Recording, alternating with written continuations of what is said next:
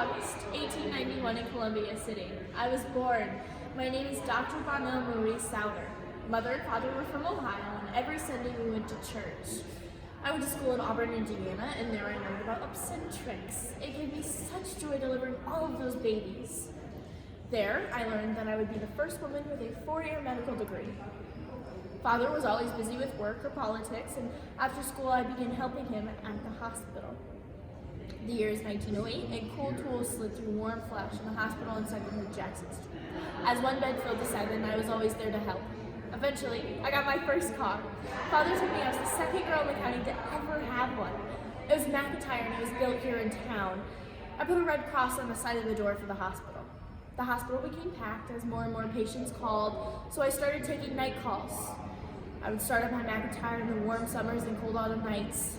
When I turned 40, my father died. It was a Tuesday evening in November. They say he was stressed for 6 months. When he was there, he had 4 blood transfusions and he had pneumonia. He never got to see our hospital, Souder Hospital. The halls of the hospital are lonely without him, as I was left to run it with my small staff. And I thought it was time to start a new chapter. The new hospital was built with massive double doors and a stern smell that hit you as soon as you walked in, with green trouser floors that had silver lines that cut into them. I think my father would have been proud of me. They called me a pioneer, but that isn't right. I was just a humble servant to the people of this community. We had built a state-of-the-art hospital. Birthdays roll around and I bake and buy things for the kids and other patients. Toys, cupcakes, cakes, anything I do to make them feel a little bit better about being here. Although I didn't marry or have kids, I still love them as my own. And they called me the lady in the white dress. Then I took a trip. I went to 7 different places in June 1922, and I eventually retreated to Rio de Janeiro a couple of years later. Thoughts of home kept filling my head and how my staff needs me.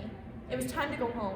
When I got back to Auburn, I decided that I wanted to be on the board of State Charleston and donate to the new hospital with the new things I find. And that I did. The Cedar General Hospital closed in 1964, and I continued my work into the maternity hospital. I worked into my 80s, and I thought it was time to throw in the towel. I became too old to support myself, and even though I refused, I went to Bet's nursing home. There, I was hooked up with a machine. Shh, can you hear it? Beep, beep, beep. The machine in time with my heart, giving me all the life I have left to give. At 94, I passed away. February 14th, 1986. Even though I am gone, my wishes for you is to stay strong. Do the things you love, and remember the forgotten.